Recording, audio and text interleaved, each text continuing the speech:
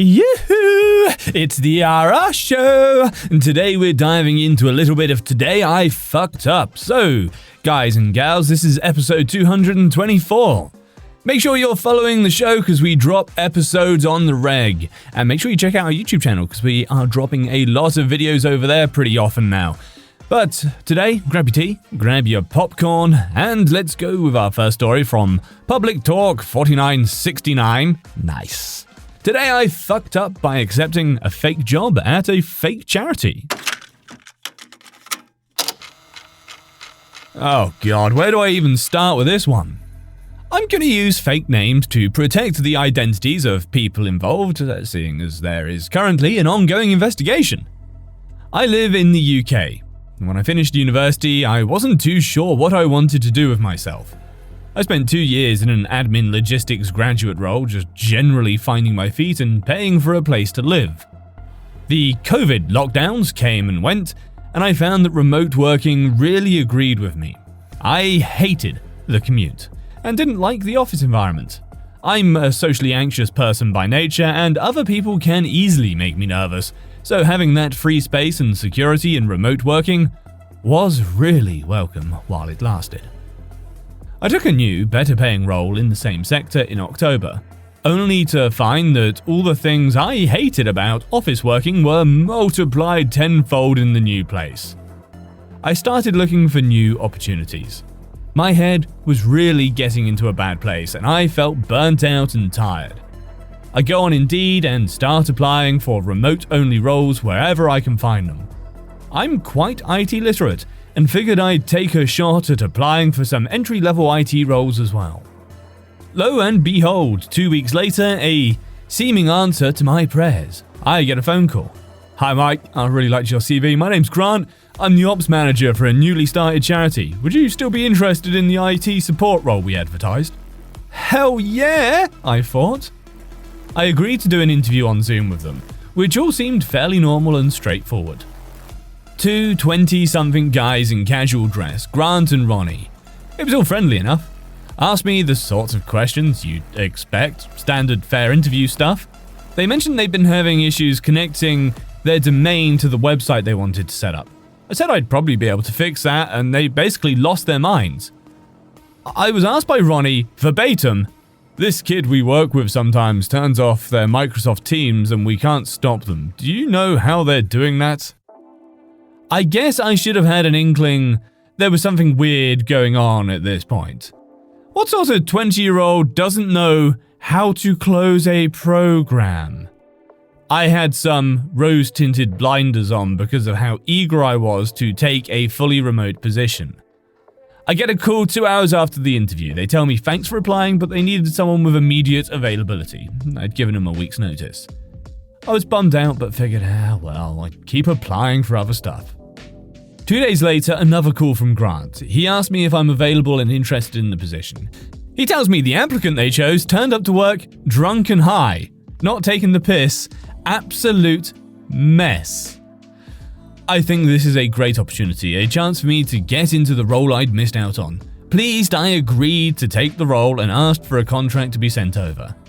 I figured, normally with recruitment fraud, this would be the crunch point where things started getting weird, and I started getting asked for money to pay for administration checks or something.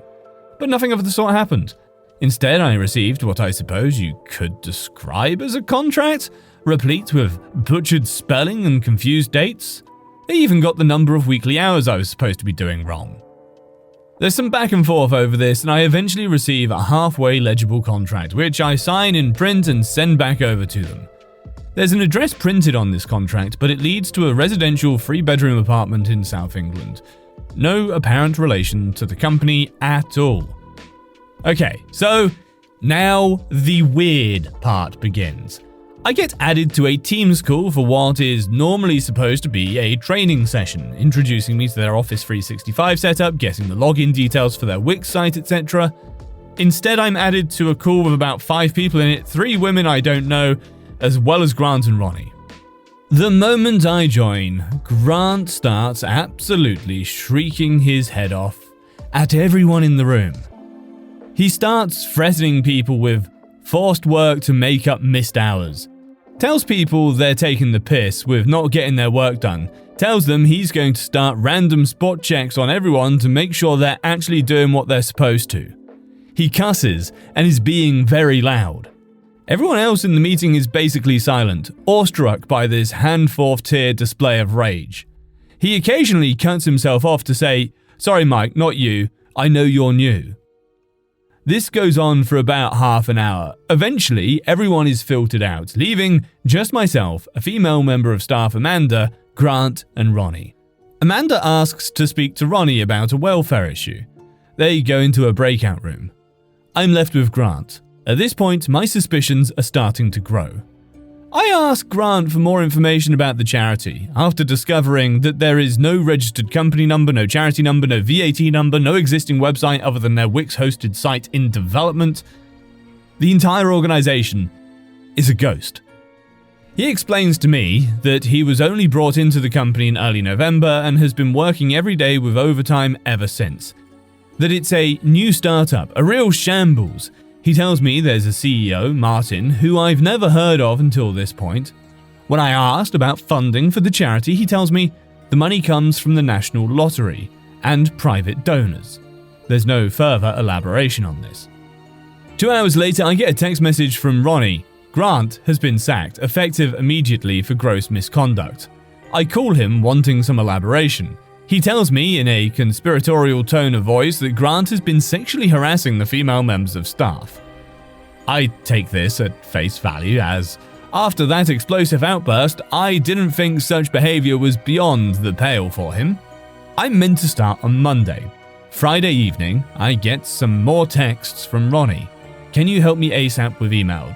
Turns out that the Office 365 they'd had previously was in Grant's name, and that Grant had been paying for it with his personal bank details. I get added as a global administration to this new Office 365 account. At this point, I'm very suspicious of the whole arrangement, and I'm not sure who else on this team might be involved in it. Ronnie seems to have little or no work-life separation, regularly sending me texts and asking for phone calls outside of office hours. I turn on the audit log for 365 Security Center on a hunch, and I discover that the supposed payroll manager, Janice, a colleague no one else has spoken to who happens to have the same typing idiosyncrasies as Ronnie, has the same residential IP address as Ronnie. The next day, I'm in a welfare assessment meeting with Amanda, apparently a routine thing that all staff go through. She asks me a handful of questions. Eventually, we start dancing around the subject of the charity's numerous suspicious aspects, and I decided to broach the IP address issue. This apparently set off alarm bells for Amanda, who expresses a lot of discomfort about this. As it turns out, she's had her payment date for her salary pushed back from mid-December to early January, in an email from Janice. She's more outspoken and socially bold of a person than I am, and immediately proposes confronting Ronnie about this. I and awe over it, and Amanda eventually says she's going to talk to him without revealing anything of what I said. Unfortunately, Ronnie persuades Amanda during their conversation that she needs to reveal the information I told her due to safeguarding issues regarding personal data protection. This at first made me extremely suspicious of Amanda, but later developments, as well as an in-person meeting with her and her fiancé, allayed my concerns. Ronnie's reaction, however, he flips his shit. He pulls my global admin role from 365 while still leaving me with some other privileges, a curious thing to do given his performance of being a incompetent Luddite. He also starts using a VPN. He tells Amanda I've failed my probation, which I did not have as there was no probation period written into my contract, broke IT law, and that he's going to get the police on it. He tells Amanda that Janice was working at his house with him for a few days. Then he calls me sometime later and asks for an explanation as to the IP address thing. I tell him, as he hadn't defined the full scope of my duties as IT support, with no clarity on my responsibilities being made either in my contract or in any communication from him or Grant, that I'd taken it upon myself to also enable appropriate security measures for monitoring machines connecting to the company's software. He accepted this and said, alright, fair enough, and seemed to have just let it go like that. Except he didn't. 2 days later, a new member of the team joins. Her name is Marley. Marley is the new team manager, and is responsible for making sure everything is running smoothly with the rest of the staff. She's a gregarious, friendly sort and seems to be well-meaning. I take a liking to her. My mistake. Ronnie asks Marley to do a supervision with me, which is supposed to be some kind of official meeting to further investigate the IP address issue. Marley makes a show of finding the whole thing ridiculous. She's quick and eager to take my side, agreeing with many of the points I raise about the suspicious nature of the charity. She explains that she's also been getting numerous late-night phone calls and is worried about the security of her salary given the vagueness about funding and other employees' payment dates getting pushed back. Ronnie, after my supervision, gets a report from Marley who tells him about Amanda having mentioned the pushback on her salary date. Ronnie then suspends all of Amanda's software access, including the HR software critical to her role and her emails, and sets up a disciplinary meeting between the four of us. Ronnie's late to the call. Marley, Amanda, and I discuss the weirdness of the whole situation. Marley and I are told by Amanda that she's lost access to the HR software. Marley still has access. We decide to set a trap for Ronnie. When he finally joins the call, Amanda asks for an explanation on why she's had her access to the HR software revoked. Ronnie tells her the software is being updated, no one can get on it.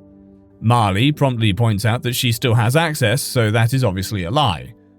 Ronnie stammers for a moment, mutters something about looking into it, and then promptly turns robotic on the call and loses connection. Marley, Amanda, and I make a secure group chat to discuss everything away from Teams. Marley confides in us that she believes she's only been hired to spy on Amanda, and that Ronnie has been constantly asking her to find a way to get rid of me. I discovered the next day, through means of magic fowl I shall not utter into this void, that Marley was a plant brought in by Ronnie. She was helping Ronnie by gaining my and Amanda's trust, finding out what we knew about him, and figuring out a way to get rid of us in a way that could look legitimate to other employees. Marley's boyfriend was due to be brought in the following week as an independent reviewer hired by the CEO, who made clear in no small words that his sole purpose was to find me guilty of gross misconduct and promptly have me sacked. At this point, I was just royally sick of the bullshit blazing. My anxiety, fretting about my mortgage and my bills, whether I'd see my salary from this, gave way to what I can only describe as a ferocious need to see this neurotic moron who'd been fucking me around get binned. I picked up the phone and called Ronnie. He let it go to voicemail. I texted him, demanding he call me immediately. He told me he was in a training course and wasn't available. I said I didn't give a shit and that he needed to call me now. He asked what it was about. I just called him. He picked up this time, asked in a quiet voice what the matter was. I told him, "It's all getting a bit silly now. You're going to be honest about what's really going on here. Why are you trying to get me sacked for looking at IP addresses on software you hired me to manage, and why are you being evasive about payslips?" He immediately puts the phone down. I relay this information to some other colleagues who quickly come round to my way of thinking about the situation. I discover, much to my unsurprised disgust, evidence of sexual harassment of female colleagues on Ronnie's part. I call Ronnie again. I demand, rather more aggressively in tone, that he demonstrate proof of the company's ability to pay its employees for the services they've rendered. He shouted back at me, "Right, I'm calling the police," and put the phone down again. He locks me out of my 365 account completely. An hour or two passes of Ronnie calling all the members of staff. Eventually, I finally get added to another group call, this time between myself, Ronnie, and to my surprise, Grant, who has appeared, re-emerged into the picture with a terrible grievance against the CEO, who has failed to pay him to the tune of $3,000 for his hours worked and overtime pay. In this call, Ronnie changes his story, claiming that the problem with payments is because of Martin, the CEO, and that he had started work as a volunteer but later demanded payment for that volunteer work and received £608 into his account. He said he would show proof of this on his bank statement, which he didn't send through to anyone. Ronnie also claimed that his own salary was now 3 months in arrears, and that he also found the situation suspicious. When challenged on why he didn't share this information with us originally, he had no answer. When asked why he kept working for the charity when his salary was 3 months in arrears, he claimed he liked the work. At this point, I've accepted I'm never seeing the money I'm owed. I grabbed some work as a delivery driver for a local takeaway while I get myself organised again. I really want to see this idiot go down for what he's done though. Single mother parents and students with debt arrears have been labouring under false pretense in belief they'll be paid for their work. It's disgusting and abusive.